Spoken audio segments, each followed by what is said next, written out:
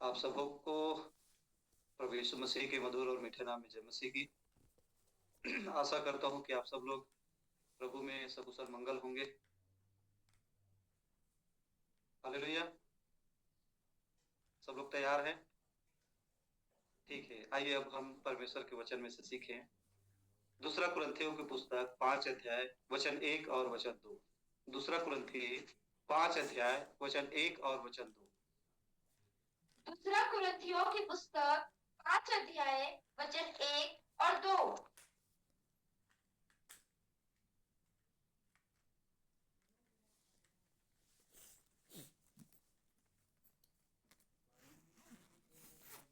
दूसरा कुरिन्थी 5 अध्याय वचन 1 और वचन 2 पढ़िए। हमारा स्वर्गीय घर, क्योंकि हम जानते हैं कि जब हमारा पृथ्वी पर का डेरा सरीखा घर गिराया जाएगा, तो हमें परमेश्वर की ओर से स्वर्ग पर एक ऐसा भवन मिलेगा जो हाथों से बना हुआ घर नहीं, परंतु चिर स्थायी है। इसमें तो हम कराहते और बड़ी लालसा रखते हैं कि अपने स्वर्गीय घर को पहन लें। आइए हम प्रार्थना करें कि परमेश्वर अपने वचनों से हमें बातचीत करे। सर्वशक्तिमान जीवित परमेश्वर प्रभु जी, हम आपका धन्यवाद करते हैं। आपके पवित्र चरणों के सम्मुख प्रभु यीशु मसीह नासरी के नाम से आते हैं।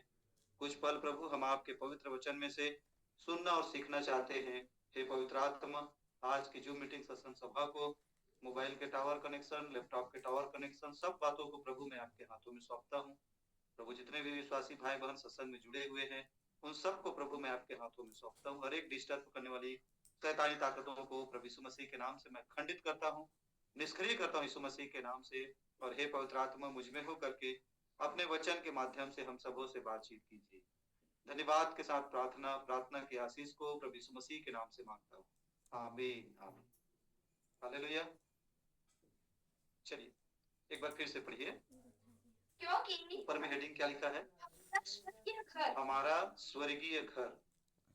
चलिए पढ़िए। हाँ, घर, हमारा स्वर्गीय घर। चलिए पढ़ते जाइए।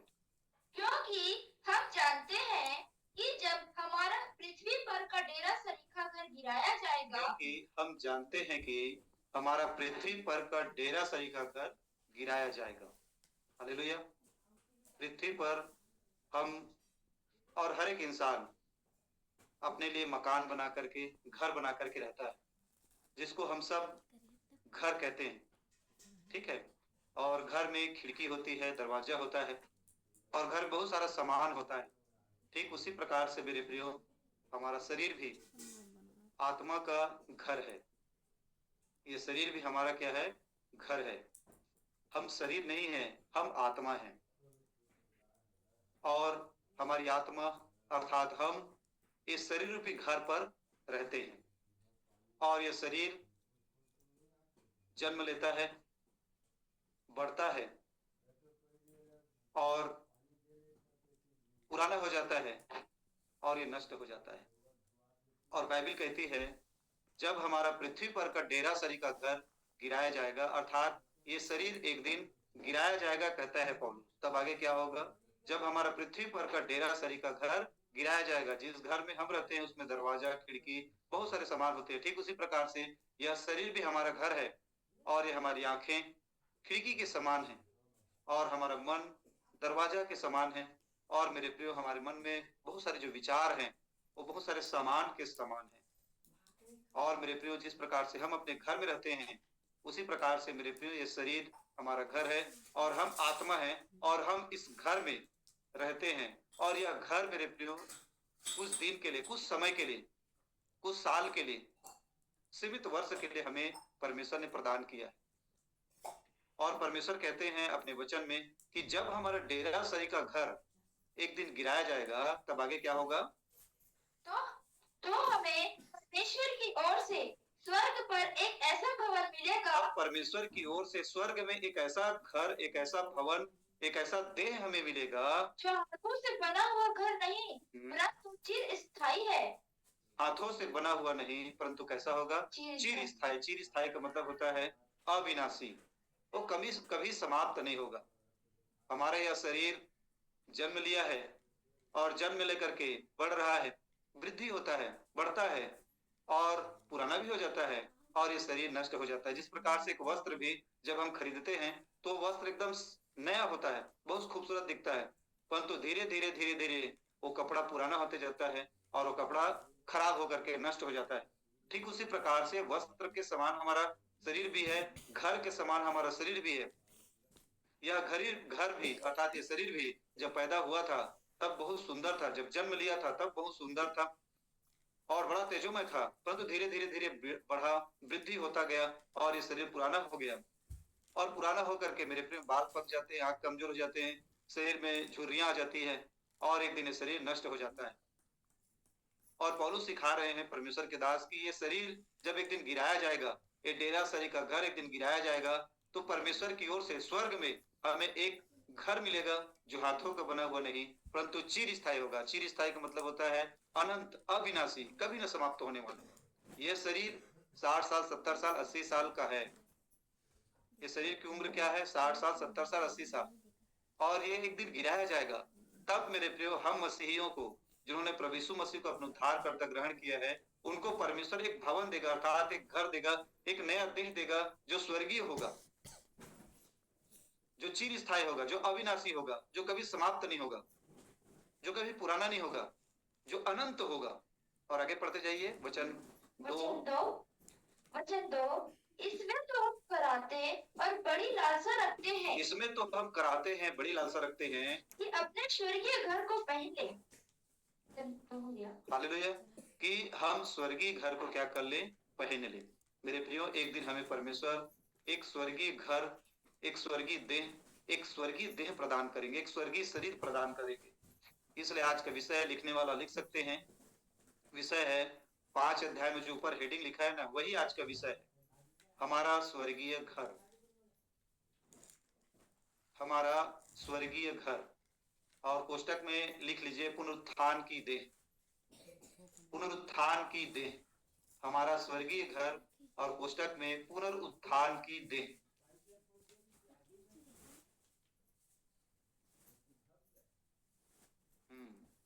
हमारा स्वर्गीय घर, विषय क्या है आज का?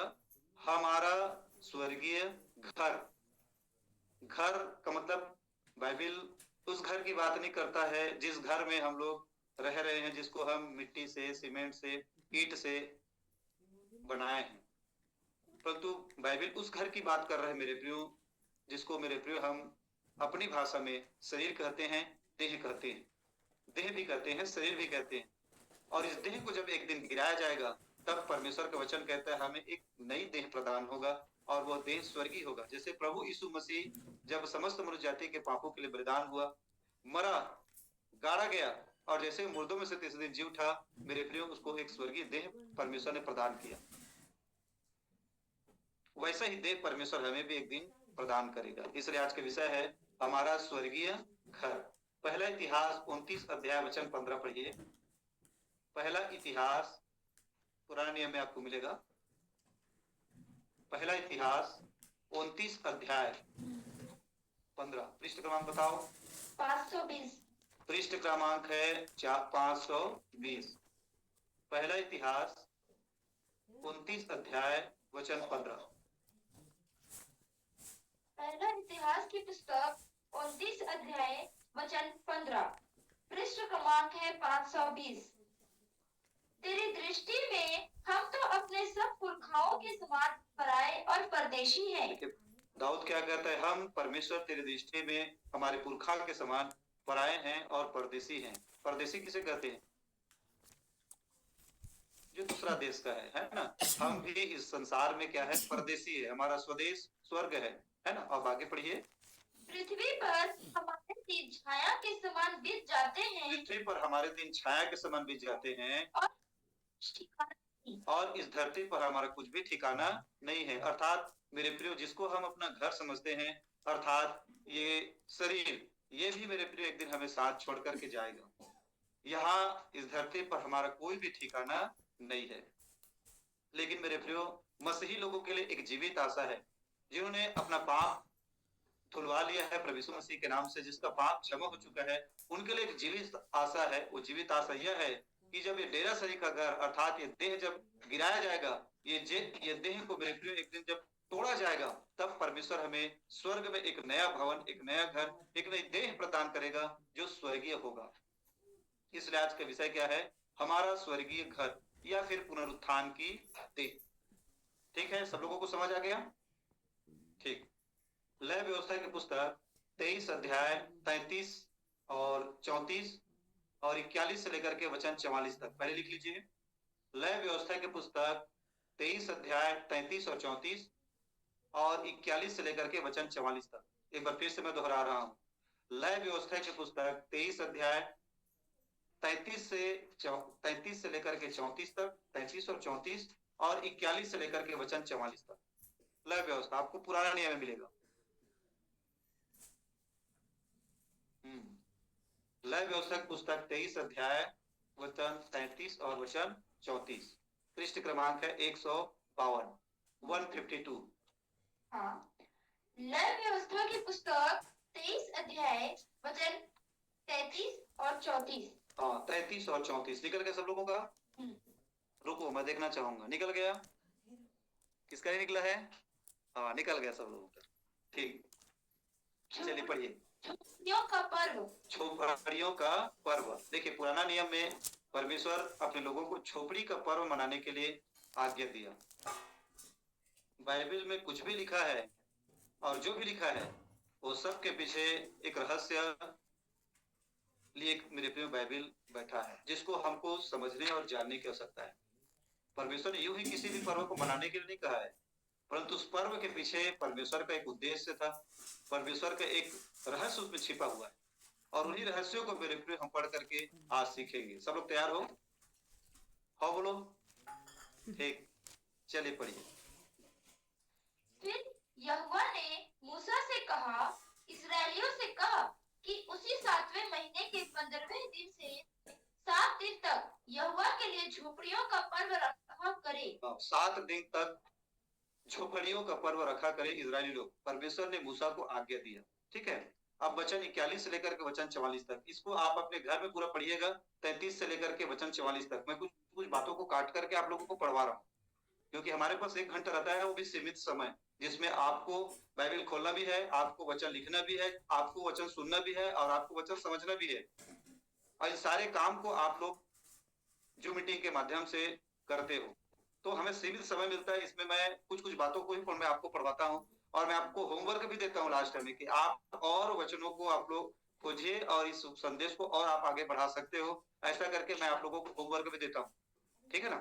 चलिए 41 से लेकर के वचन 44 तक पढ़ो। हाँ, इस वर्ष 7 दिन तक यहोवा के लिए यह पर्व माना करना, यह तुम्हारी पीढ़ी पीढ़ी में सदा की विधि ठहरे। और यह तुम्हारी पीढ़ी पीढ़ी में सदा की विधि ठहरे। परमेश्वर ने कहा कि तुम झोपड़ी का पर्व मनाना और यह तुम्हारी पीढ़ी पीढ़ी के लिए सदा की विधि ठहरे। क्या हम लोग आज झोपड़ी का पर्व मना रहे हैं?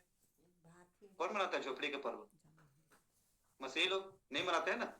हाँ, लेकिन हम लोग मनाते हैं, हम आत्मिक रूप से। इसको हम लोग पढ़ेंगे, है ना आज? चलिए पढ़ते जाइए। और हाँ, कि 7वें महीने में यह पर्व माना जाए।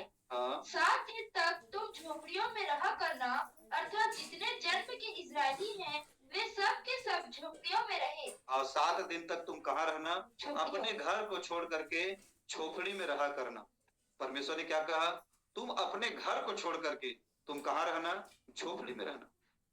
मेरे प्रियो, ये झोपड़ी, ये घर, ये स्वर्गीय घर एक स्वर्गीय देह की ओर इशारा करता था।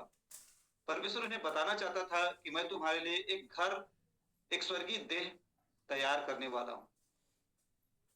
और इन झोपड़ियों के पर्व के लिए मेरे प्रिय परमेश्वर अपने लोगों को कहा कि तुम 7 दिन तक अपने घर को छोड़ करके झोपड़ी में रहना, अर्थात इस देह को छोड़ करके उस देह के लिए तैयारी करना जिस देह को मैं तुम्हारे निर्माण करने वाला हूं, एक स्वर्गीय देह। ठीक है, आगे पढ़ते जाइए। इसलिए कि तुम्हारी पीढ़ी पीढ़ी के लोग जान रखें कि जब यहोवा हम इजरायलियों को मिस्र देश से निकाल कर ला रहा था, तब उसने उनको झोपड़ियों में टिकाया था। और उसने उनको झोपड़ियों में टिकाया था। मैं यहोवा हूँ। और मूसा ने इस्राएलियों को यहोवा के पर्व के नियत समय कह सुनाए। और मूसा को परमेश्वर ने आज्ञा दिया था और मूसा ने इजरायलियों को जो नियत पर्व उनको मानना था, इस पर्व को उन लोगों मानने के लिए मूसा ने कह दिया कि तुमको अपने घर को छोड़ करके, जिस घर को तुम बनाए हो, जिस घर को तुम अपना समझते हो, उस घर को छोड़ करके तुम झोपड़ी के पर्व में झोपड़ी में जाना और अपने लिए एक झोपड़ी तैयार करना और उसमें तुम 7 दिन तक रहना और इस प्रकार से तुम परमेश्वर की झोपड़ी का पर्व मनाना। चलिए और उसमें से कुछ कुछ बातों को और सीखेंगे। नेहम्याह की पुस्तक निकाल लीजिए, 8 अध्याय 13 से लेकर के वचन 18 तक, पृष्ठ क्रमांक है 579। नेहम्याह नेहम्याह आपको मिलेगा अय्यूब की पुस्तक से पहले।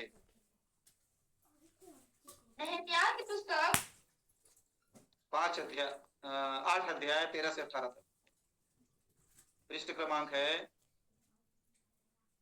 589। नहम्याह की पुस्तक 8 अध्याय 13 से लेकर के वचन 18 तक। नेहम्याह की पुस्तक 8 अध्याय 13 से लेकर के वचन 18 तक। विषय क्या है? हमारा स्वर्गीय घर या फिर देह या फिर पुनरुत्थान की देह। ठीक है, झोपड़ियों का पर्व। नेहम्याह कौन है? नेहम्याह जगह का नाम है कि नेहम्याह आदमी का नाम है कि नेहम्याह ऐसी कुछ पुस्तक में किसी ने भी लिख दिया है? प्रभु के दास। नेहम्याह परमेश्वर का एक नबी है, परमेश्वर के एक दास है ना, याजक है। परमेश्वर का याजक का नाम है नेहम्याह। चलिए अब आगे पढ़िए। झोपड़ियों का पर्व। दूसरे दिन भी समाप्त प्रजा के पितरों के आराम से पढ़ो, ठीक है ना। दूसरे दिन भी समस्त प्रजा के पितरों के घराने के मुख्य पुरुष। अब आगे पढ़ो। याजक और लेवीय लोग एजरा शास्त्री के पास व्यवस्था के वचन ध्यान से सुनने के लिए इकट्ठे हुए। एजरा शास्त्री के पास प्रजा के लोग, समस्त प्रजा के लोग नेहम्याह एजरा के पास परमेश्वर की व्यवस्था को सुनने के लिए एक जगह इकट्ठा हुए। जिस प्रकार से आप लोग भी परमेश्वर की व्यवस्था, परमेश्वर के वचन को सुनने के लिए जूम मीटिंग के माध्यम से हम सब क्या हुए हैं? इकट्ठा हुए हैं, है ना। चलिए अब आगे पढ़िए। उन्हें व्यवस्था को मिला कि यहोवा ने मूसा के द्वारा यह आज्ञा दी थी कि इजरायली 7वें महीने के पर्व के समय झोपड़ियों में रहा करे। उन्होंने जब व्यवस्था को पढ़ा, मूसा की व्यवस्था को, तब उसमें यह बात मिली कि इजरायलियों को परमेश्वर ने मूसा के माध्यम से आज्ञा दिया था कि उन सब लोग झोपड़ियों का पर्व को मनाए। ठीक है, तब आगे क्या हुआ? और अपने सब नगरों और यरूशलेम में यह सुनाया और प्रचार किया जाए, पहाड़ पर जाकर जैतून, तेल वृक्ष, मेहंदी, खजूर और घने घने वृक्षों की डालियों लेकर झोपड़ियां बनाओ, जैसे कि लिखा है। देखिए क्या लिखा था मूसा के समय के जो व्यवस्था के पुस्तक में कि जैतून के वृक्ष, तैल वृक्ष, मेहंदी के वृक्ष, खजूर के घने घने वृक्षों की डालियां लेकर के अपने लिए क्या बनाओ? झोपड़ी बनाओ और उसमें तुम अपने सुंदर घर को छोड़ करके उसमें जाकर के रहो। अर्थात इस शरीर को छोड़ करके हमको एक और शरीर परमेश्वर देने वाला है। उसमें जाने के लिए मेरे प्रिय परमेश्वर ने मूसा के माध्यम से पहले ही से इजरायलियों को सिखाया था कि मैं तुम्हारे लिए एक देह तैयार करने वाला हूं जिसमें तुमको रहना है। समझ आ रहा है? ये झोपड़ी का पर्व, ये झोपड़ी, ये छोटा सा घर हमारे मेरे प्रियो स्वर्गीय घर की ओर इशारा करता है।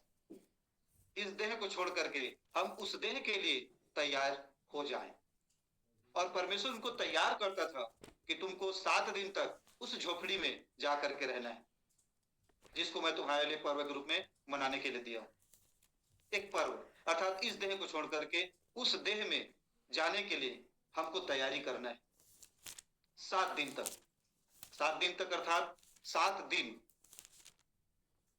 हालेलुया, 7 दिन परिपूर्णता को प्रकट करता है। ये जीवन में जो समय दिया गया है वो कितने दिन का है? 7 दिन तक। 7 ही दिन है ना। और हमको मेरे प्रिय तैयार होना है एक और देह के लिए। तब आगे बढ़ते जाओ। अतः सब लोग बाहर जाकर डालियां ले आए और अपने अपने घर की छत पर और अपने आंगनों में और परमेश्वर के भवन के आंगनों में और जल फाटक के चौक में और एप्रैम के फाटक के चौक में झोपड़ियां बना ली। और सब अपने अपने फाटक में, अपने अपने जगह में जाकर के क्या बना लिए? झोपड़ी बना लिए। आपको पता है पौलुस का उद्यम क्या था? पौलुस का रोजगार क्या था? पौलुस क्या रोजगार करता था? वो टेंट बनाता था, तंबू बनाता था। समझ आ रहा है? क्योंकि तंबू का, झोपड़ी का पर्व इजरायली लोग, मेरे प्रियो, शास्त्री फरीसी लोग जिस समय थे, प्रभु यीशु मसीह जिस समय इस धरती पर जब जन्म लिए, उस समय सदुकी फरीसी लोग भी झोपड़ियों का पर्व मनाते थे। और बहुत सारे विश्वासी लोग, इजरायली लोग यरूशलेम में आते थे, और यरूशलेम में आते थे तो वहां पौलुस टेंट लगाता था। टेंट का उसका बिजनेस व्यवसाय था। समझ आ रहा है आप लोगों को? चलिए अब आगे बढ़ते जाइए। यह टेंट, यह झोपड़ी, मेरे प्रियो, हमारे स्वर्गीय देह की ओर इशारा करता है कि परमेश्वर हमें एक स्वर्गीय देह देने वाला है। और परमेश्वर इजरायलियों को पहले से तैयार कर रहा था कि मैं तुम्हारे लिए एक देह बनाने वाला हूँ, एक झोपड़ी, एक मैं तुम्हारे लिए स्वर्गीय देह बनाऊंगा। तब आगे पढ़ते जाइए। वचन 17। हाँ पढ़िए। वह रक्षक मंदिर के लोग जितने बंधुआई से छूटकर लौट आए थे, झोपड़ियां बनाकर उनमें रहे। नून के पुत्र यहोशू, जितने लोग बंधुआई से छूटे हैं वे सब झोपड़ी बनाकर उनमें रहे। हम सब पाप और मृत्यु के बंधुआई में थे, परंतु परमेश्वर ने, मेरे प्रियो, हमें पाप से, मृत्यु से, बंधन से छुड़ाया। अब बंधन से छुड़ाया है, उसके बाद मेरे प्रियो परमेश्वर हमें भी कहता है कि मैं तुम्हारे लिए एक देह तैयार करूंगा, स्वर्गीय देह। उस समय भी इजरायली लोग, मेरे प्रियो, मिस्र में गुलाम थे, और परमेश्वर ने मिस्र में से छुड़ा करके दूध और मधु की धारा के देश में लेकर के गया, जिसका नाम था कनान। और जब वे कनान देश में पहुंचेंगे, तब भी परमेश्वर ने कहा था कि उनको मेरी व्यवस्था, मेरे कानून को मानना है। और परमेश्वर की व्यवस्था में, परमेश्वर के कानून में एक कानून था, मेरे प्रिय, झोपड़ी का पर्व मनाना। ठीक है, तब आगे पढ़िए। नून के पुत्र यहोशू के दिनों से लेकर उस दिन तक इजरायलियों ने ऐसा नहीं किया था। उस समय बहुत बड़ा आनंद हुआ। नहीं किया था? हाँ, नहीं किया था। हाँ पढ़िए। वचन 18। फिर पहले उन लोग नहीं मनाते, लेकिन जब वो मनाए तो बड़ा आनंद हुआ। आगे। हाँ, वचन 18। फिर पहले दिन से अंतिम दिन तक इज़रा ने प्रतिदिन परमेश्वर की व्यवस्था की पुस्तक में से पढ़ पढ़ कर सुनाया। यूं वे 7 दिन तक पर्व को मनाते रहे, और 8वें दिन नियम के अनुसार महासभा हुई। और 8वें दिन नियम के अनुसार महासभा हुई। ये महासभा कब होगा? 7 दिन तक तो हमें यहाँ तैयारी करने है ना? 8वां दिन होगा मेरे प्रियो, जब हम स्वर्ग में जाएंगे, वहां एक बड़ा महासभा होगा। वहां हालेलुया जमघट होगा,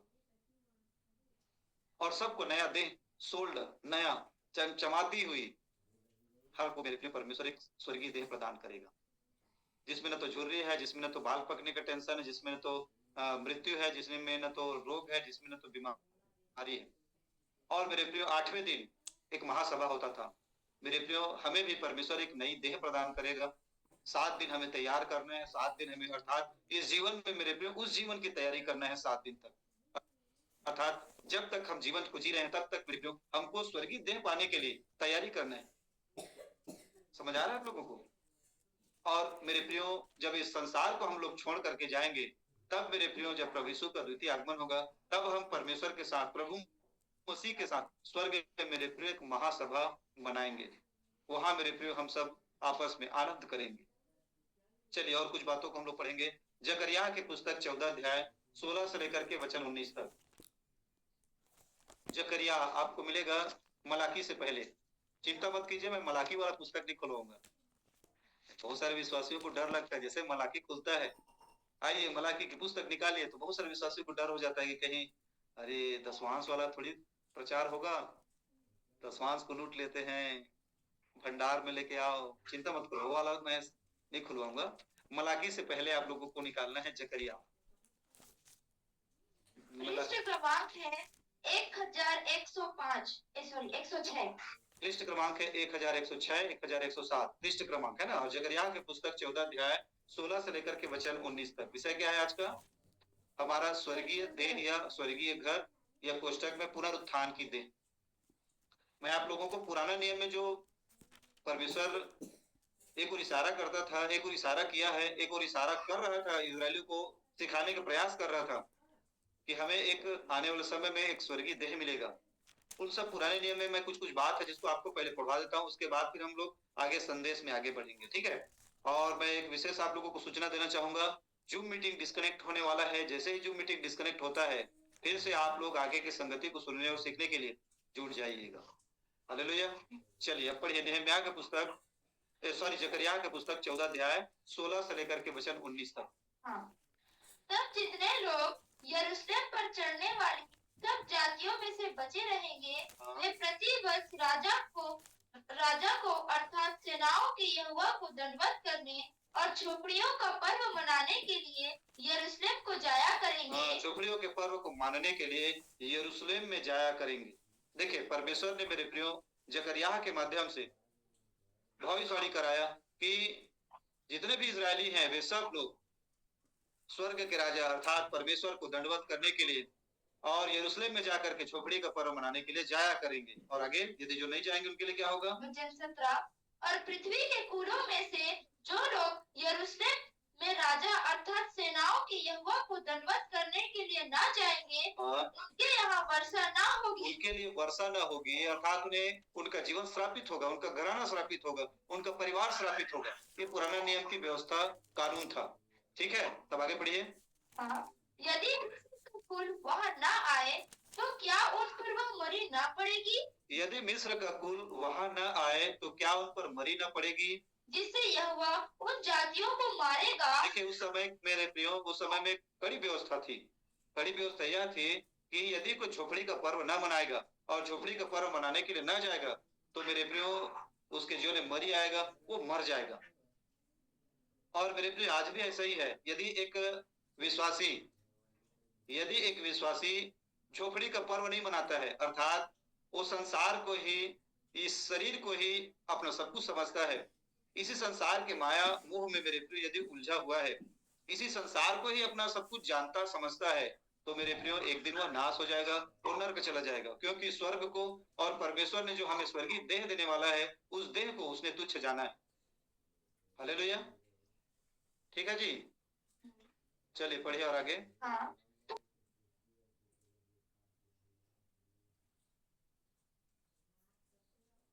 हाँ चलिए पढ़िए। जिससे यहोवा उन जातियों को मारेगा जो झोपड़ियों का पर्व मनाने के लिए ना जाएंगे। और परमेश्वर का वचन कहता है परमेश्वर उन लोगों को मारेगा जो झोपड़ियों का पर्व मनाने के लिए ना जाएंगे। मेरे प्रियो अर्थात झोपड़ी का पर्व अर्थात मेरे प्रियो परमेश्वर इजरायलियों के लिए एक पर्व नियुक्त किया था, झोपड़ी का पर्व। और झोपड़ी का पर्व मेरे प्रियो हमारे स्वर्गीय देह की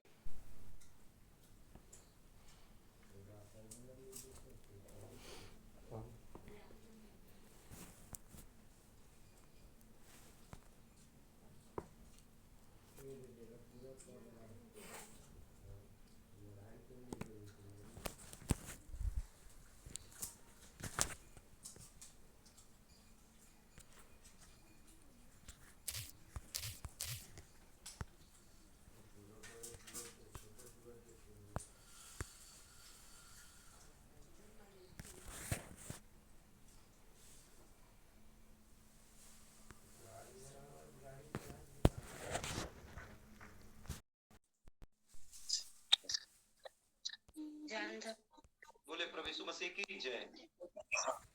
सब लोगों को जुड़ने दीजिए। जो बाइबल पढ़ेगा अच्छी रीति से वही इन सब बातों को समझेगा, नहीं तो उसके लिए झोपड़ी क्या है, पर्व क्या है, उसको समझ नहीं आएगा। क्योंकि वो तो चंगाई चमत्कार वाला प्रचार सुन सुन के उसका कान मतलब उसी को पसंद करता है। चंगाई कब मिलेगा, लास्ट में कैसे चंगाई होगा, इन्हीं चीजों को निरंतर सोचते रहता है। परंतु जो परमेश्वर के वचनों को ढूंढता है, परमेश्वर के वचनों की खोज करता है, वो परमेश्वर की खोज करता है। और जो परमेश्वर को खोज रहा है मेरे प्रियो, परमेश्वर उसके जीवन में मेरे प्रियो हर एक आशीषों को उंडेलता है। क्योंकि बाइबल हमें यही बताती है, धन्य है वे जो परमेश्वर के वचनों को पढ़ते हैं, सुनते हैं, खोजते हैं, ढूंढते हैं, उन पर चलते हैं। वे व्यक्ति धन्य है, उनके जीवन में परमेश्वर आशीष करेगा। ठीक है ना। तो बिल्कुल मेरे प्रियो आपको बाइबल पढ़ना है और बाइबल पढ़ने के साथ साथ परमेश्वर के वचनों को समझने और जानने के अंदर में अभिलाषा होना चाहिए। क्योंकि परमेश्वर का वचन कहता है कि परमेश्वर अभिलाषी जीव को ही तृप्त करता है, संतुष्ट करता है। ठीक है ना। चलिए अब आगे पढ़िए। हम जकरिया की पुस्तक 14 अध्याय 16 से 19 तक पढ़ रहे थे। हम पढ़ेंगे वचन 17 से। 17 से, और पृथ्वी के कुलों में से जो लोग यरूशलेम में राजा अर्थात सेनाओं के यहोवा को दंडवत करने मनाने के लिए ना जाएंगे, उनके यहाँ वर्षा ना होगी। यदि मिस्र का कुल वहां ना आए, तो क्या उन पर वह मरी ना पड़ेगी, जिससे यहोवा उन जातियों को मारेगा जो झोपड़ियों का पर्व मनाने के लिए ना जाएंगे। यह मिस्र का और उन सब जातियों का पाप ठहरेगा। और जो झोपड़ी का पर्व ना मनाएगा उसके लिए वह क्या होगा? पाप ठहरेगा मेरे प्रियो। और यह व्यवस्था विधि विधि के लिए है। परमेश्वर ने कहा था मूसा को, सदा की पीढ़ी पीढ़ी पीढ़ी के लिए यह विधि ठहरे। मेरे प्रियो, एक विश्वासी भी यदि प्रभु यीशु मसीह को ग्रहण किया है और ग्रहण करने के बाद 5 साल हो गया है, 10 साल हो गया है संगति चर्च जाते आते, और वचन सुन करके बाइबल पढ़ करके भी मेरे प्रियो, यदि वो इसी संसार में सब कुछ चाहता है, इसी संसार को ही वो सब कुछ समझ लिया है और इसी संसार के माया मोह में यदि फंसा हुआ है, तो मेरे प्रियो परमेश्वर का वचन कहता है यह उसके लिए पाप गिना जाएगा, क्योंकि वह स्वर्ग के लिए और स्वर्ग की वस्तुओं के लिए बिल्कुल भी मेरे प्रियो तैयार नहीं है। बहुत सारे विश्वासी होते हैं मेरे प्रियो, जिस संसार के वस्तुओं को छोड़ना नहीं चाहते, जैसे कि गुड़ाखू, जैसे कि तंबाकू, जैसे कि रासरी, जैसे कि शराब, जैसे कि गाली गलौज, जैसे कि निंदा, जैसे कि बुराई, जैसे कि पाप, जैसे शरीर के कार्य, इन सब चीज को मेरे प्रियो बहुत सारे ऐसे लोग होते हैं जिनको अच्छा लगता है, पसंद आता है, उनको छोड़ना नहीं चाहते। एक व्यक्ति मेरे से पूछा कि भैया मैं गुड़ाखुर घिसता हूँ, क्या मैं बपतिस्मा लूंगा तो स्वर्ग जा सकता हूँ? मैं कहा कि गुड़ाखुर घिसते हो लेकिन स्वर्ग तो पवित्र जगह है, तुम गुड़ाखुर घिसोगे लेकिन थूकने के लिए वहां जगह नहीं मिलेगा, थूकने के लिए तुमको नर्क जाना पड़ेगा, और नर्क में यदि थूकोगे, नर्क में यदि जाओगे, जैसे गए मतलब वहां तुम्हारा शरीर गल के सिर ही कट के गिर जाएगा, तुम थूकना चाहोगे तो। बोला कि भैया ये तो खतरनाक जगह है। हाँ तो भैया तुमको ये पाप को छोड़ना पड़ेगा, है ना? ठीक नहीं बोल रहा हूँ? चलिए पढ़िए अब आगे। उनके लिए पाप गिना जाएगा, अर्थात मेरे प्रिय जो विश्वासी इसी संसार की जरूरत, इसी संसार की वस्तुओं के लिए उलझा हुआ है और मेरे प्रियो कभी भी स्वर्गीय वस्तुओं की लालसा नहीं करता है। स्वर्गीय वस्तु बहुत सारी चीज हैं, जैसे नम्रता हो गया, दीनता हो गया, सहनशीलता हो गया, प्रेम हो गया, आत्मा के 9 फल हो गया। इन सब चीजों के लिए धीरज, प्रेम, कृपा, भलाई, संयम, नम्रता, ये सब चीजों के लिए यदि एक विश्वासी मेरे प्रिय भूखा और प्यासा नहीं, केवल इसी संसार के लिए ही वो भूखा है, प्यासा है, तो मेरे प्रिय बाइबल कहता है उसके लिए पाप गिना जाएगा, क्योंकि वो दूसरा जो घर परमेश्वर हमारे लिए तैयार किया है, उस घर के लिए वो विश्वासी तैयार ही नहीं है, वो जाना ही नहीं चाहता है, हम उसको पहनना ही नहीं चाहते, है ना? चलिए अब आगे पढ़ते जाइए। वचन 19, यह मिस्र का और उन सब जातियों का पाप ठहरेगा जो झोपड़ियों का पर्व मनाने के लिए ना जाएंगे।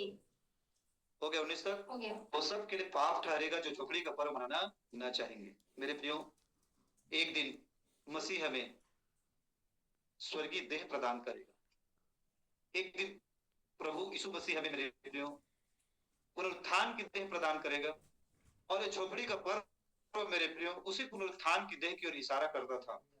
इजरायलियों को परमेश्वर ये सिखा रहा था कि तुम 7 दिन तक झोपड़ी का पर्व मनाना, अपने लिए एक झोपड़ी तैयार कर लेना और अपने घर को छोड़ करके तुम 7 दिन तक वही रहना। अर्थात परमेश्वर ने सिखा रहा था कि इस शरीर को छोड़ करके, इस संसार के अभिलाषाओं को छोड़ करके मेरे प्रियो, परमेश्वर सिखा रहा था कि शरीर और संसार को छोड़ करके मैं तुम्हारे लिए एक झोपड़ी का त्योहार मना रहा हूँ, एक झोपड़ी बनवा रहा हूँ, उस झोपड़ी में तुम जा करके 7 दिन तक वही रहना। मेरे प्रियो, वो झोपड़ी हमारा स्वर्गीय देह की ओर इशारा करता है कि परमेश्वर हमें एक दिन स्वर्गीय देह प्रदान करेगा और हमको भी इस संसार की माया से, इस संसार की जरूरतों से, आवश्यकताओं से, अभिलाषाओं से मन फिरा करके एक दिन हम मेरे प्रियो उस स्वर्गीय देह में प्रवेश कर, इसका हमें अभिलाषा होना चाहिए, इसका हमें प्यास होना चाहिए, भूख होना चाहिए, है ना? बहुत सारे विश्वासी तो मेरे प्रियो संडे को संगति भी नहीं कर पाते हैं, शनिवार को संगति भी नहीं कर पाते, सत्संग लगता है वहां संगति में भी नहीं आ पाते हैं। तो लोग कैसे मेरे प्रियो हम उन लोग स्वर्गीय देह के लिए भूखे और प्यासे होंगे? वो संसार में उलझे हुए हैं, संसार से अलग होना ही नहीं चाहते हैं। समझ आ रहा है आप लोगों को? हाँ, लेकिन प्रभु का वचन कहता है कि प्रभु हमें एक दिन स्वर्गीय देह प्रदान करेंगे, और उस झोपड़ी का पर्व, उस देह में मेरे प्रियो हमें रहने के लिए, उस देह को प्राप्त करने के लिए हमारे अंदर में प्यास होना चाहिए और हमारे अंदर में प्रियो छटपटाहट होना चाहिए। हम उस देह को प्राप्त करने के लिए इस देह में मेरे प्रियो हम तैयारी कर सके, हम तैयार हो सके, 7 दिन तक तैयार हो सके कि हम उस देह को ग्रहण कर लें, उस देह को पहन लें। प्रभु यीशु मसीह यह देह हमें एक दिन प्रदान करेगा। देखिए हम पढ़ते हैं पहला कुरिन्थी 15 अध्याय वचन 52 और 50 से लेकर के 53 तक। पहले 52 पढ़िएगा, उसके बाद 50 से 53 तक। पहला कुरिन्थी 15 अध्याय वचन 52 पहले पढ़िएगा 52 को, उसके बाद फिर 50 से लेकर के वचन 53 तक आपको पढ़ेंगे। पहला कुरिन्थी 15 अध्याय वचन 52 और 50 से लेकर के वचन 53। पहला कुरिन्थियों की पुस्तक 15 अध्याय वचन 52।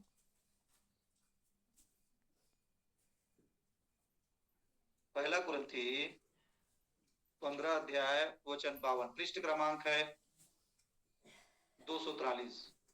निकल गया आप लोगों का? किनका किनका नहीं निकला है? हाँ, एक जने का नहीं निकला है, मेरे को दिख रहा है। निकल गया? हाँ निकल गया। फिर पुनरुत्थान की देह, पुनरुत्थान की देह वचन 52।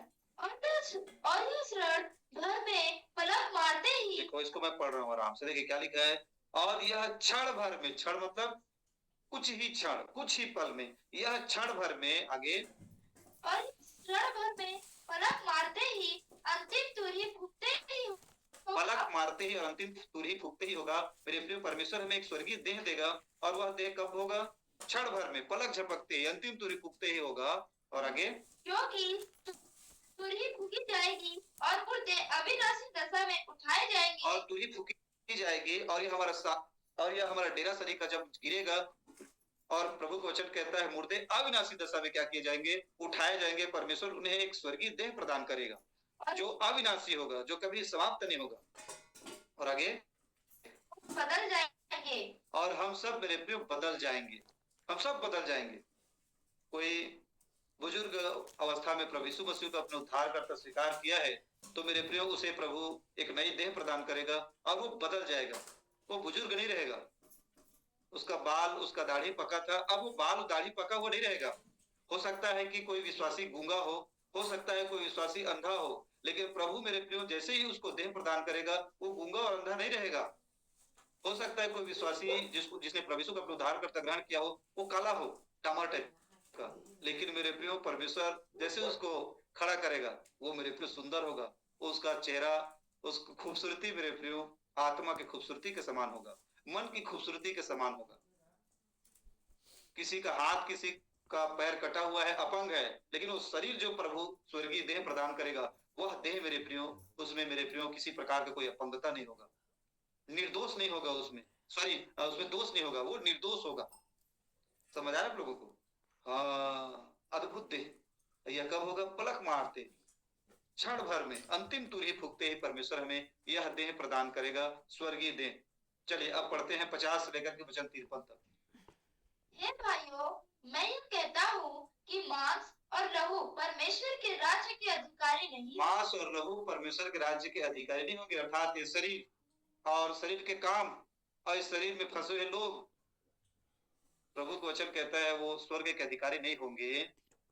और नासवान अविनाशी का अधिकारी हो सकता है। और न नासवान, ये शरीर क्या है? नासवान है। ये नासवान शरीर मेरे प्रिय अविनाशी का अधिकारी नहीं हो सकता है।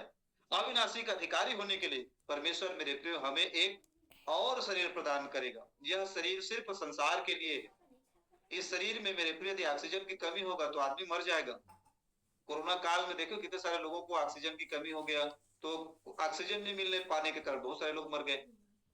बीमारी के कारण शरीर मर जाता है, एक्सीडेंट होगा तो यह शरीर मर जाता है। तो ये शरीर मेरे प्रियो हमें कुछ समय के लिए दिया गया है, परंतु बाइबल कहता है ये शरीर नासवान है, परंतु बाइबल कहता है नासवान अविनाशी का अधिकारी नहीं हो सकता। अविनाशी का अधिकारी होने के लिए मेरे प्रिय परमेश्वर हमें एक नया शरीर प्रदान करेंगे। और आगे पढ़ते जाइए। देखो, मैं तुमसे भेद की बात कहता हूँ, हम सब नहीं सोएंगे, परंतु सब बदल जाएंगे। पौलुस कहते हैं कि देखो मैं तुम्हें एक रहस्य की बातें बताता हूँ, हम सब नहीं सोएंगे, अर्थात नहीं मरेंगे, जिसको संसार मृत्यु कहता है। बाइबल में मेरे प्रिय मसीही लोगों को मृत्यु कहने के बजाय मेरे प्रिय पौलुस कहता है कि हम सोएंगे। एक विश्वासी जो प्रभु यीशु को उद्धारकर्ता ग्रहण किया है मेरे प्रियो, जब वो शरीर को छोड़ करके जाता है, वो मरता नहीं, वो सोता है। सोता है इसलिए कहते हैं क्योंकि यीशु मसीह आएगा और उसे मेरे प्रिय फिर से जिला उठाएगा, एक नया देह प्रदान करेगा। इसलिए पौलुस कहता है कि हम नहीं सोएंगे, हम बदल जाएंगे। आगे पढ़ते जाओ। और यह क्षण भर में पलक मारते ही अंतिम तुरही फूकते ही होगा, क्योंकि तुरही फूकी जाएगी और मुर्दे अविनाशी दशा में उठाए जाएंगे। और मुर्दे अविनाशी दशा में उठाए जाएंगे। मेरे प्रियो, इस पर्व को मनाने के लिए परमेश्वर ने मेरे प्रियो पुराने नियम में झोपड़ी का पर्व मनवाने के लिए कहा कि तुम झोपड़ी का पर्व मनाओ, और पर्व मनाते मनाते मनाते मनाते तुम्हारे अंदर में 7 दिन तक अपनी खुशी, अपनी अभिलाषाओं को छोड़ करके जिस देह को, जिस झोपड़ी को मैं बनाने के लिए तैयार किया हूं, उसमें तुम जा करके रहो और पर्व को मनाओ।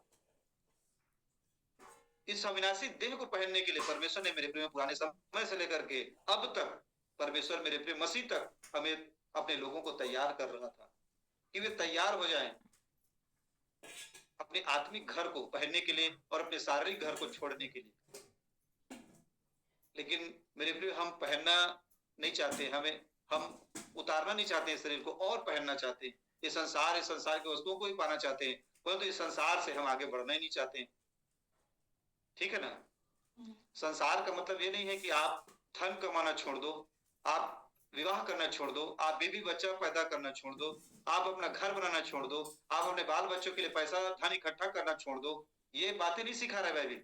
कुछ लोग ये बातें मत सीख जाइएगा कि हमको इस संसार को परदेसी समझना है तो हमको कुछ नहीं करना है, कुछ काम नहीं करना है, हमें घर में भी नहीं बनाना है, हमें हमें अच्छे मकान में भी नहीं रहना है, हमें हमें अपने बाल बच्चों के लिए बैंक बैलेंस के लिए भी पैसा नहीं रखना है, उनके विवाह के लिए भी नहीं रखना है। ऐसा कुछ भी नहीं है, ये गलत प्रचार है। इस संसार में तो रहो और इस संसार की सारी वस्तुओं को मेरे प्रियो भोग करो, परंतु मेरे प्रियो अपने आप को इसी संसार के लिए मत बना लो। परंतु इस संसार से भी मेरे प्रियो एक और हमारे लिए परमेश्वर ने दुनिया बनाया है जिसे स्वर्ग कहा गया है। उस स्वर्ग के लिए मेरे प्रियो हम तैयार हो सके। शरीर की अभिलाषाओं को, शरीर की क्रियाओं को भी संसार करते हैं। काम, क्रोध, लोभ, मोह, अहंकार, क्रोध, हत्या, व्यभिचार, झूठ, छल, कपट, ये बहुत सारा जो शरीर के काम है, इसको भी संसार कहा गया है। तो बहुत सारे लोग सोचते हैं कि भाई धन नहीं कमाना है, धन नहीं, पैसा वैसा से हमको दूर रहना है। ऐसा नहीं है। इस संसार की जरूरतें पैसे से पूरी होती है तो आपको मुझे कमाना ही पड़ेगा, काम करना ही पड़ेगा। पैसे से जरूरतें पूरी होती है तो इसका मतलब ये नहीं कि हम पैसा धन दौलत के ही हो जाएं। इससे भी बढ़ करके एक जीवन परमेश्वर हमें प्रदान करने वाला है। हम उस जीवन के लिए मेरे प्रियो अधिक परिश्रम करें, मेहनत करें और उसके लिए अपने आप को तैयार करें। ठीक है, चलिए पढ़िए। क्योंकि तुरही फूकी जाएगी और मुर्दे अविनाशी दशा में उठाए जाएंगे और हम बदल जाएंगे, क्योंकि अवश्य है कि यह नाशवान देह अविनाश को पहन ले और यह मरणहार देह अमरता को पहन ले। अविनाशी को हम पहनेंगे और इस मरणहार देह को छोड़ करके हम अमरता को, अमर देह को एक दिन पहनेंगे। और वो अमर देह और अविनाशी देह का नाम है मेरे प्रियो स्वर्गीय देह, स्वर्गीय घर। और जो अनंत है, जो अविनाशी है, वो घर को प्रभु यीशु मसीह, उस देह को प्रभु यीशु मसीह आपको और मुझे मेरे प्रियो फ्री में प्रदान कर रहे हैं। हमको इस संसार में उसको प्राप्त करने के लिए तैयारी करने है। और तैयारी करने के लिए परमेश्वर ने वचन दिया, तैयारी करने के लिए परमेश्वर ने पवित्र आत्मा दिया। वचन के माध्यम से, पवित्र आत्मा की सहायता से मेरे प्रियो हम वचन में चल करके उस देह को पाने के लिए हम मेरे प्रियो परिश्रम करें, मेहनत करें। हालेलुया। इसी चीज को प्रभु सिखाने के लिए पुराने समय में झोपड़ी का पर्व मनाने के लिए मेरे प्रिय अपने लोगों को प्रेरित किया था कि अपने घर को छोड़ करके उस झोपड़ी में जाए, 7 दिन तक रहे। अर्थात अपने सुख, समृद्धि, शांति, संसार को छोड़ करके इसी संसार की जरूरत आवश्यकताओं में जो फंसा हुआ है उसको छोड़े और उसको छोड़ करके स्वर्गीय देह के लिए तैयार हो जाए, झोपड़ी का पर्व मनाए। चलिए अब हम पढ़ेंगे पहला कुरिन्थी 15 अध्याय 35 से लेकर के वचन 44 तक। इसी अध्याय में से बस 1-2 वचन है, उसके बाद फिर हम लोग सभा को विराम देंगे। 35 से लेकर के वचन 44 तक। इस अध्याय को आप लोग घर में पूरा पढ़िएगा, है ना? 15 अध्याय को ना, 15 अध्याय 12 से लेकर के वचन 58 तक, 58 तक आपको अपने घर में पर्सनल स्टडी करना है। इसको मैं आप लोगों को होमवर्क दे रहा हूँ और लास्ट टाइम पूछूंगा कि किस चीज का अध्याय को मैं पढ़ने के लिए बोला हूँ। और अगले बार से मैं पूछूंगा भी कि आप लोग पढ़े हो कि नहीं पढ़े हो, और नहीं पढ़े रहोगे तो जूम मीटिंग करना बंद करेंगे। मैं किसको किसको पढ़ने के लिए बोला हूँ? लव पुस्तक 23 अध्याय को पढ़ने के लिए बोला हूँ, 33 से लेकर 44 तक, है ना।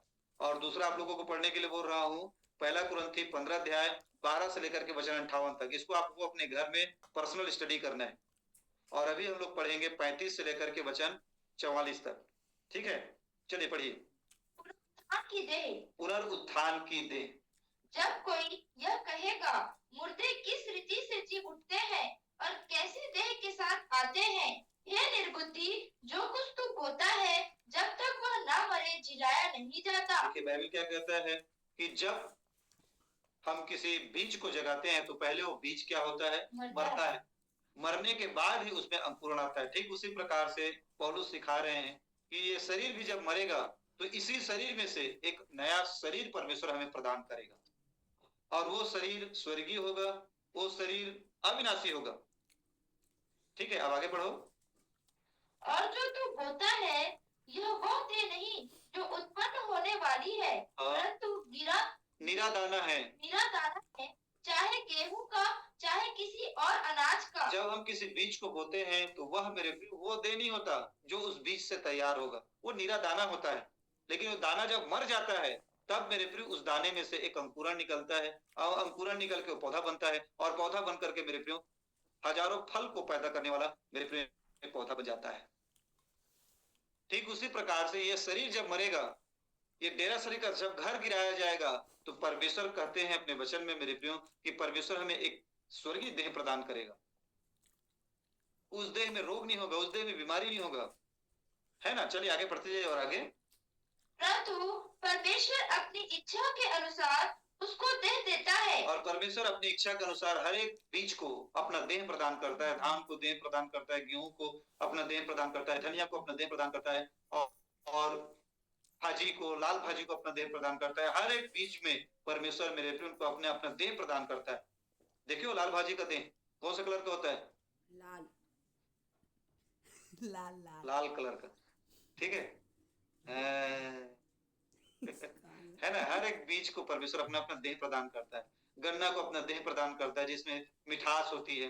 एक छोटे से बरगद के बीज में एक विशाल देह प्रदान करता है। छोटा सा बीज होता है लेकिन मेरे प्रिय उस बीज में एक विशाल पेड़ को परमेश्वर उसमें छिपा कर रखा है। और इस देह को कौन प्रदान करता है? परमेश्वर प्रदान करता है हर एक बीज को। ठीक उसी प्रकार से परमेश्वर भी मेरे प्रिय हमारा यह डेरा शरीर का देह, शरीर एक घर गिराया जाएगा तो इसी में से परमेश्वर मेरे प्रिय हमें एक नया शरीर प्रदान करेगा जो स्वर्गीय होगा। चलिए पढ़ते जाइए और आगे। और हर एक बीज को उसकी विशेष देह। सब शरीर हर एक बीज को उसकी विशेष देह। और आगे।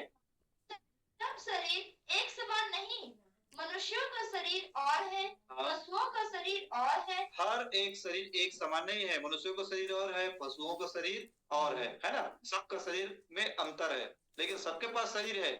पशु के पास भी, गाय बैल भैंस के पास भी शरीर है, हमारे पास भी शरीर है, लेकिन भैंस के समान, बैल के समान हमारा शरीर नहीं है, और बैल भैंस का शरीर हमारे समान शरीर नहीं है, उनका अलग शरीर है। ठीक है, तब आगे। पक्षियों का शरीर और है, मछलियों का शरीर और है, स्वर्गीय देह है और पार्थिव देह भी है, परंतु स्वर्गीय देहों का तेज और है और पार्थिव का और। गाय बैल भैंस का शरीर होता है और मनुष्यों का शरीर भी होता है, लेकिन दोनों में डिफरेंट होता है, अलग अलग होता है। ठीक उसी प्रकार से स्वर्गीय देह भी है और पार्थिव देह भी है। पार्थिव देह किसे कहते हैं? जिसको आप मेरे को देख रहे हो। ये शरीर क्या है? ये गाल, ये नाक, ये माथा, ये बाल, ये हाथ, ये पार्थिव देह है। और परमेश्वर मेरे हमें एक दिन स्वर्गीय देह देगा। जैसे दो प्रकार का शरीर के बारे में परमेश्वर ने बताया, हमारा शरीर कुछ और है, गाय भैंस और बहुत सारे पशुओं का शरीर और होता है। ठीक उसी प्रकार से पार्थिव देह है, और एक दिन परमेश्वर हमें एक और शरीर प्रदान करेगा जिसको स्वर्गीय देह कहा गया है। ठीक है ना, तब आगे पढ़ते जाओ। और हर देह में तेज रहेगा, अलग अलग तेज रहेगा, है ना। जैसे इस शरीर का तेज अलग है। इस शरीर में मैं कहीं जाना चाहूंगा तो मैं उड़ के नहीं जा सकता, है ना। मैं मोटरसाइकिल में जाऊंगा, एरोप्लेन में जाऊंगा, मोटरसाइकिल में जाऊंगा, कार में जाऊंगा, ट्रेन में जाऊंगा, या किसी चीज में मुझे जाना पड़ेगा। लेकिन उसमें मेरे प्रिय उस शरीर उस देह में मेरे को कहीं जाना होगा तो मुझे किसी भी प्रकार के साधन की जरूरत नहीं पड़ेगी और किसी प्रकार का कोई कोई दरवाजा मुझे नहीं रोक पाएगा। जिस प्रकार से जब प्रभु यीशु मसीह अपने लोगों के साथ अपने चेलों के घर में जब आया तो दरवाजा खिड़की चारों तरफ से बंद था और प्रभु यीशु मसीह वहां आ खड़ा हुआ। अब तो पतरस याकूब यूहन्ना लोग डर गए और डर के मारे कहने लगे भूत भूत भूत। तब प्रभु यीशु मसीह ने कहा कि मैं भूत नहीं हूं। भूत का हाड़ मांस शरीर नहीं होता है, आत्मा का हाड़ मांस नहीं होता है, परंतु मेरा है, मुझे छू करके देखो। और उन लोग तब भी विश्वास नहीं कर रहे थे तो प्रभु यीशु मसीह ने कहा कि ऐसे करो, एक मछली को भूज करके मुझे दो। और मछली को भूज करके खाया और खा करके उनको बताया कि मैं देखो शरीर हूं, मेरे पास शरीर है, ये स्वर्गीय शरीर है, दरवाजा बंद है फिर भी मैं आ गया हूं। उस शरीर में तेज होगा, वो शरीर मेरे प्रियो अलग ही होगा और वो देह वो शरीर हमको प्रदान करने वाला है। जैसे परमेश्वर के पास देह है वही देह मेरे प्रियो परमेश्वर आपको और मुझे भी प्रदान करने वाला है। और इस देह को देने के लिए परमेश्वर आरंभ से मेरे प्रिय इजरायली को तैयार कर रहा है पुराना नियम से। तुम इस पर्व को मनाना, तुम ऐसा करना, 7 दिन तक उसमें रहना और ऐसा ऐसा पर्व मनाना, महासभा होगा लास्ट में। ये सब बातें जब परमेश्वर ने कहा वो परमेश्वर पहले से मेरे प्रिय इजरायलियों को आपको और मुझे तैयार कर रहा था कि मैं तुम्हें एक स्वर्गीय देह प्रदान करूंगा। ठीक है, लेकिन हम लोग पढ़ते हैं अब झोपड़ी का पर्व क्या है भाई समझ में नहीं आ रहा है, ऐसे डर के पढ़ के चले जाते हैं ना। अब नहीं समझ पाते इसलिए तो परमेश्वर अपने दासों को रखा है ताकि आप संगत करके उस सब बातों को समझ सको, जान सको। परंतु फिर भी बहुत सारे ऐसे विश्वासी हैं आलसी, जूम मीटिंग के माध्यम से संगति दे रहा हूं, फिर भी जूम मीटिंग के माध्यम से संगति करना भी नहीं चाहते। जूम मीटिंग एप्स में व्हाट्सएप ग्रुप में लगभग 60-65 लोग जुड़े होंगे। राहुल भाई बता रहा था, मैं भी देखा हूँ 60 जने हैं, लेकिन जुड़ते कितने जने, रुको देख रहा हूँ कितने जने जुड़े हैं, 26 जने जुड़े हैं। इसमें भी आलस्यपन। और जितने जितने लोग जुड़े हुए हैं उतनी लोगों का आने वाले समय में नंबर को रखेंगे, बाकी सबको डिलीट करेंगे। समझ आ रहा है, किसी को नहीं देंगे। धीरे धीरे उसके बाद फिर धीरे डिलीट डिलीट करते करते करते करते करते पूरा डिलीट हो जाएगा। उसके बाद जूम मीटिंग भी बंद हो जाएगा, क्योंकि बाइबल कहता है कि अंत के समय में लोगों को प्रेम ठंडा पड़ जाएगा। पूर्वा के विश्वासियों को तो ठंडा पड़ ही गया है, अंत के समय में लोगों का प्रेम ठंडा पड़ जाएगा। धीरे धीरे प्रेम ठंडा पड़ेगा संगति, प्रार्थना, वचन, संगति के लिए, और वो संसार में खोते जाएंगे। और परमेश्वर ने कहा जिस चीज को छोड़ना है, जिस चीज से मन फिराना है, उसी चीज में शैतान को उलझाते जाएगा और उसी चीज में मनुष्य उलझ जाएगा और यह उनके लिए पाप ठहरेगा। जो झोपड़ी का पर्व नहीं मनाएगा उनके लिए वह पाप ठहरेगा परमेश्वर ने, है ना। ठीक कह रहा हूं ना, कुछ गलत कह रहा हूं? मारने का मन हो रहा है, पत्थर फेंकने का मन हो रहा है, क्या करने का मन हो रहा है? हाँ, सुनने का मन हो रहा है। ठीक है, मैं समझ सकता हूँ। चलिए अब आगे बढ़िए। सूर्य का तेज और है, चांद का तेज और है, और तारागणों का तेज और है, क्योंकि एक तारे से दूसरे तारे के तेज में अंतर है। मुर्दों का जी उठना भी ऐसा ही है। शरीर नाशवान दशा में बोया जाता है और अविनाशी रूप में जी उठता है। जिस प्रकार से बीज को हम जमीन में बोते हैं, ठीक उसी प्रकार से ये शरीर को भी मिट्टी में क्या करते हैं, दफना देते हैं, बो देते हैं। सिर्फ विश्वासी का मैं बता रहा हूँ, है ना। इसके बाद थोड़ा सा मैं जो प्रभु को नहीं मानते हैं उनके लिए भी बताऊंगा, क्योंकि 2 प्रकार की देह हैं, एक स्वर्गीय देह और दूसरा नारकीय देह। स्वर्ग में आपको रहने के लिए परमेश्वर एक देह प्रदान करेगा जो प्रभु यीशु मसीह को अपने उद्धारकर्ता ग्रहण कर चुका है, जिनका पाप क्षमा हो चुका है। और जिनका पाप क्षमा नहीं हुआ है उनको बाइबल कहता है वो नर्क जाएंगे। तो नर्क में जलने के लिए भी शरीर चाहिए कि नहीं चाहिए? तो स्वर्ग में रहने के लिए अनंत जो कभी न समाप्त होने वाला शरीर दिया जाएगा। तो नर्क में जलने के लिए भी एक अनंत शरीर जो कभी समाप्त होने वाला नहीं है वो दिया जाएगा। उसमें लोग जलेंगे, मरेंगे, फिर जलेंगे, फिर मरेंगे, फिर जलेंगे, फिर मरेंगे, फिर जलेंगे, फिर मरेंगे, फिर जलेंगे, फिर मरेंगे, फिर जलेंगे, फिर रोएंगे, फिर गिर जाएंगे। दांतों का पीसना, रोना, चीखना, चिल्लाना, ये युगान युग तक चलता रहेगा। कितने साल तक? युगान युग तक, अनंत से अनंत काल तक। ठीक है, एक बार जल जाएंगे, एक बार भुंजा जाएंगे, उसके बाद शरीर समाप्त हो गया, ऐसा नहीं हो। जल जाएंगे, भुजा जाएंगे, खुआर हो जाएंगे, फिर फट से वो शरीर पर आ जाएगा, फिर जलेंगे, फिर बनेंगे, फिर जलेंगे, फिर बनेंगे। और इस भारी पीड़ा से परमेश्वर आपको और मुझे बचाना चाहता है मेरे को, इसलिए अपने पुत्र के धरती पर भेजा है जिसका नाम प्रभु यीशु मसीह है। और अपने पुत्र को प्रभु यीशु मसीह को इस धरती पर प्रभु यीशु ने भेजा, परमेश्वर ने भेजा, और प्रभु यीशु मसीह हमारे पापों के लिए मेरे प्रिय मर गए, गाड़े गए, दुख उठाए और मुर्दों में से तीसरे दिन जी उठे, हमें बचाने के लिए, हमें छुड़ाने के लिए। समझ आ रहा है आप लोगों को? नहीं आ रहा है समझ? आ रहा है। चलिए, हो गया पूरा तक? नहीं, वह अनादर के साथ बोया जाता है। शरीर अनादर के साथ बोया जाता है। जैसे ही ये शरीर से आत्मा निकलता है, उसके बाद इस शरीर का कोई इज्जत नहीं होता है, कोई इज्जत नहीं है, एक कौड़ी का नहीं है शरीर। ये शरीर जैसे ही घर खंडहर हो जाता है, टूट फट जाता है, उस घर का कोई इज्जत नहीं है, उसको पूरा तोड़ दो, हम लोग नया बीम लगा करके नया घर बनाएंगे, ऐसे सोचते हैं।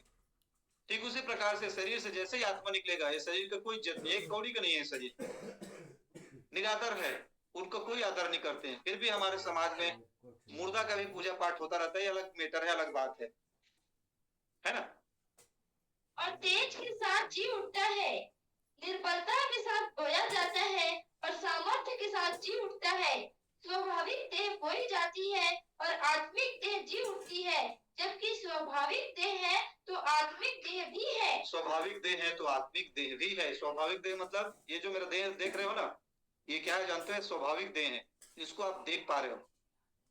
तो स्वाभाविक देह है तो बाइबल बताती है एक आत्मिक देह भी है। और आगे वचनों को आप लोग पढ़िएगा, मैं तो सारे वचनों को नहीं पढ़वा रहा हूँ। आदम का शरीर स्वाभाविक देह था, और प्रभु यीशु मसीह का जब मुर्दों में से जी उठा तो प्रभु यीशु मसीह का देह आत्मिक देह था।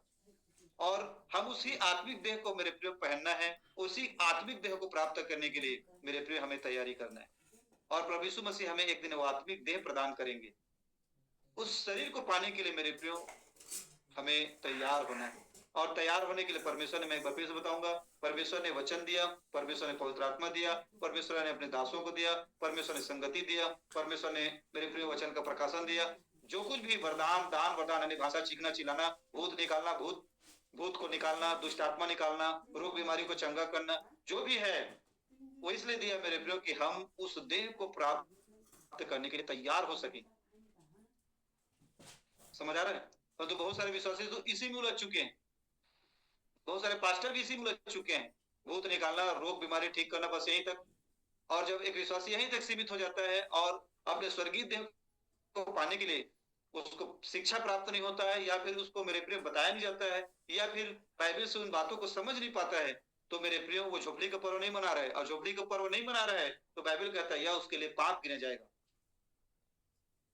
समझ आ रहा है कि नहीं आ रहा है? पाप गिना जाएगा। आप आदम के समान पाप करके परमेश्वर से बातचीत भी कर सकते हो। आदम ने परमेश्वर की आज्ञा को तोड़ा, और आदम परमेश्वर से बात भी कर रहा था। जब परमेश्वर आया तो परमेश्वर ने कहा, आदम आदम तू कहाँ है?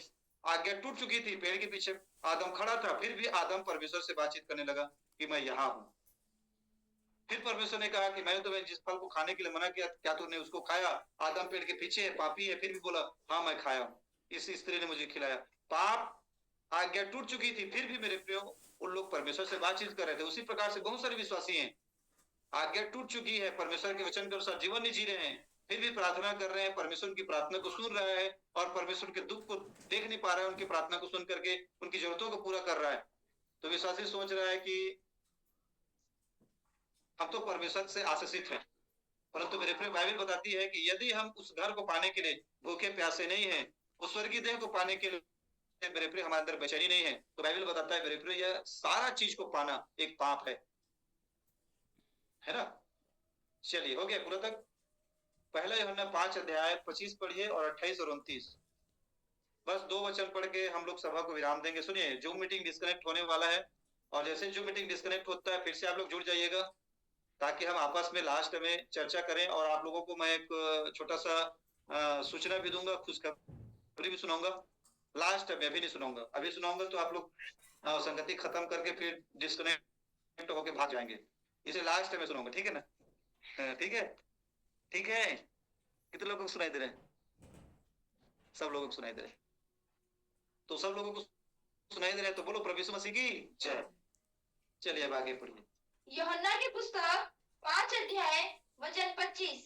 हाँ, मैं तुमसे सच सच कहता हूँ, वह समय आता है और अब है जिसमें मृतक परमेश्वर के पुत्र का शब्द सुनेंगे, और जो सुनेंगे वे जिएंगे। प्रभु ने कहा कि वे समय आते हैं और अब भी है अब भी मेरे प्रिय हम मुर्दे दशा में जीवन को जी रहे थे, लेकिन जैसे प्रभु यीशु मसीह के वचन को हमने सुना, हम जी गए। हम नशेड़ी थे, हम गंजा थे, हम तंबाकू खाने वाले थे, हम व्यभिचारी थे, हम मेरे प्रिय मूर्ति पूजक थे, हम झूठ बोलते थे, छल करते थे, गाली-गलौज करते थे, निंदा बुराई करते थे। हम मुर्दे दशा में थे। इस दशा को मुर्दा दशा कहा गया है। परंतु जैसे प्रभु यीशु मसीह का वचन सुना, हम जी गए। ये मेरे प्रियो वो पुनरुत्थान ही है। और बाइबल कहता है कि अब भी है और आने वाला है, और आने वाला समय मेरे प्रिय जब हम डेरे सरी के घर को छोड़ करके जाएंगे, तब मेरे प्रिय प्रभु यीशु मसीह आएंगे, अंतिम तुरही फूके जाएगी और मेरे प्रिय उसका शब्द हमको जीवित करेगा, हमको मुर्दों में से जिला उठाएगा। ठीक है, अब पढ़िए 28 और 29 वचन।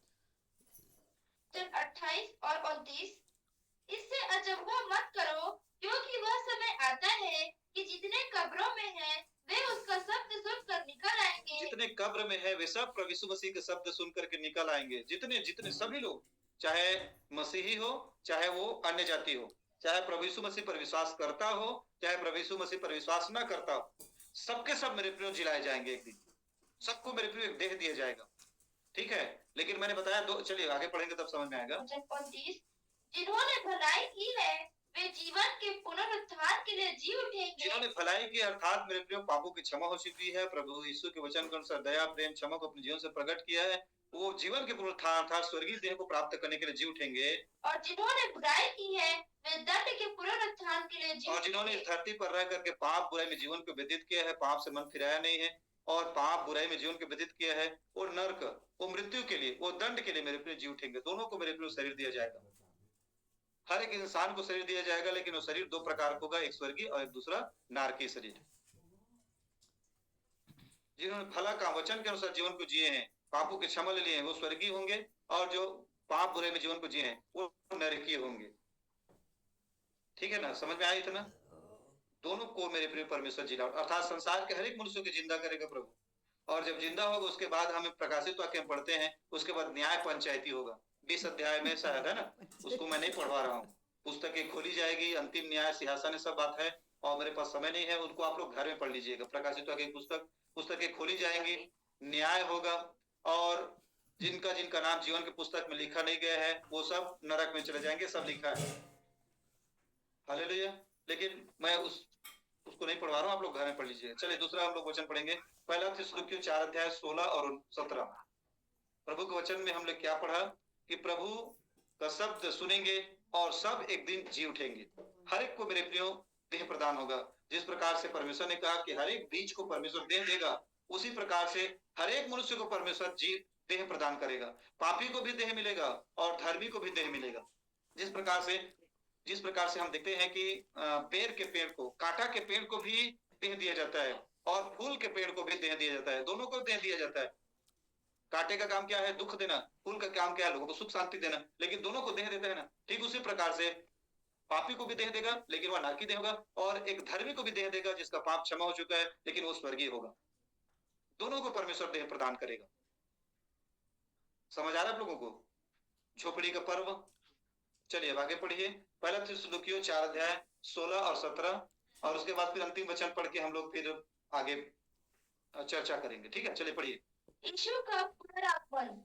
क्योंकि प्रभु आप स्वर्ग से उतरेगा, उस समय ललकार और प्रधान दूत का शब्द सुनाई देगा, और परमेश्वर की तुरही फूकी जाएगी, और जो मसीह में मरे हैं वे पहले जी उठेंगे।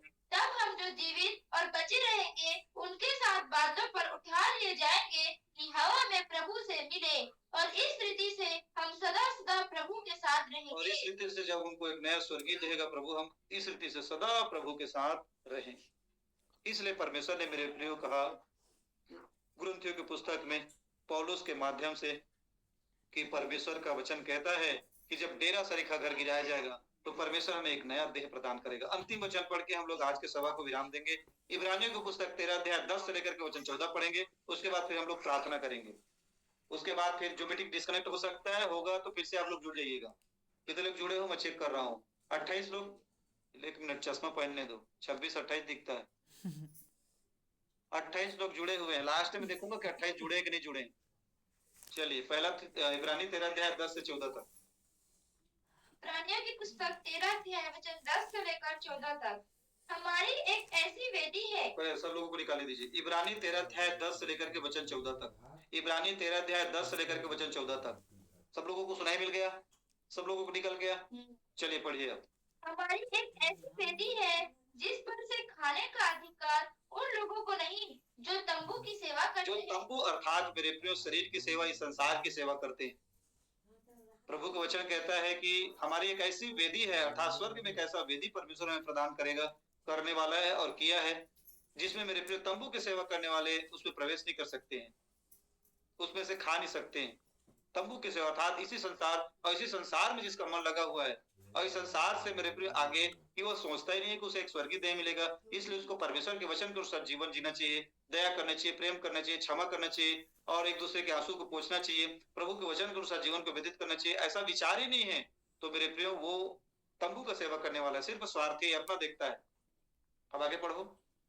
क्योंकि जिन पशुओं का लहू महायाजक पाप बलि के लिए पवित्र स्थान में ले जाता है, उनकी देह छावनी के बाहर जलाई जाती है। उनकी देह कहाँ जलाई जाती है? छावनी के बाहर। और आगे?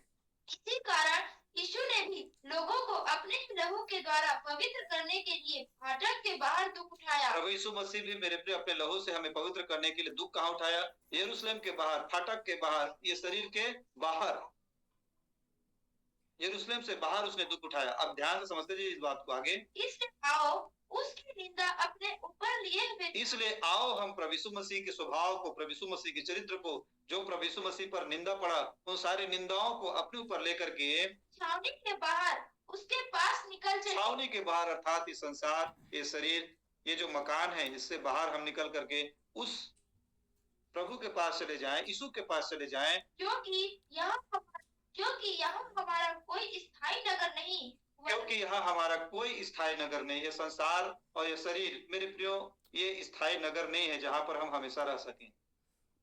ये डेरा सरीखा है, इसको एक दिन गिराया जाएगा, इसको एक दिन तोड़ा जाएगा, लेकिन मेरे प्रियो परमेश्वर कहते हैं कि तुमको तोड़ने के बाद परमेश्वर फिर से जोड़ देगा, एक नया शरीर, एक नया देह, देह प्रदान करेगा। आगे खोज में है, वरन हम एक आने वाली नगर के क्या है? खोज में है। पुराने नियम में हम जितने भी बाइबल में पढ़ते हैं मेरे प्रियो कि अब्राहम को परमेश्वर ने, इन सब बातों को नहीं पढ़वाया हूँ, अब्राहम को परमेश्वर ने वादा किया, इसहाक को, याकूब को वादा किया कि मैं तुम्हें एक स्थायी नगर प्रदान करूंगा। पहला इब्रानी की पुस्तक 11 अध्याय में सब बातें लिखा हुआ है। उन लोग विश्वास के दशा में मरे परंतु वो प्राप्त नहीं कर पाए, वो स्थायी नगर की खोज में थे। तो ये सब बातें मेरे प्रियो आत्मिक देह की ओर इशारा करता है कि परमेश्वर में एक आत्मिक देह प्रदान करने वाले, स्वर्गीय देह, और झोपड़ी का पर्व मेरे प्रियो उसी देह की ओर इशारा करता था। और उस पर्व को मेरे प्रियो परमेश्वर ने कहा पीढ़ी से पीढ़ी तक उसको मनाना है, अर्थात मेरे प्रियो हमको आज भी उसी पर्व को मनाना है। उसका पर्व का अर्थ है मेरे प्रियो स्वर्गीय देह को पाने के लिए इस संसार, इस शरीर से मेरे प्रियो हमें हट करके उसको पाने के लिए प्रयास करना है, अभ्यास करना है, मेहनत करना है। इसका मतलब ये नहीं है कि मैं पा चुका हूं, पौलुस कहता है इसका मतलब ये नहीं कि मैं पा चुका हूं, परंतु उसको पाने के लिए दौड़ा चला जाता हूं। तो उसको पाने के लिए हमको दौड़ा चला जाना है। मैं आपको संदेश सुना रहा हूं, सिखा रहा हूं, इसका मतलब नहीं कि मैं सिद्ध हूं और मैं पा चुका हूं।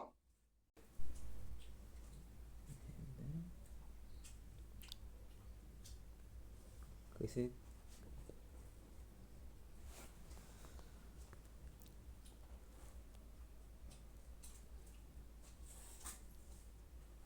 नहीं आवा है काटल पड़ते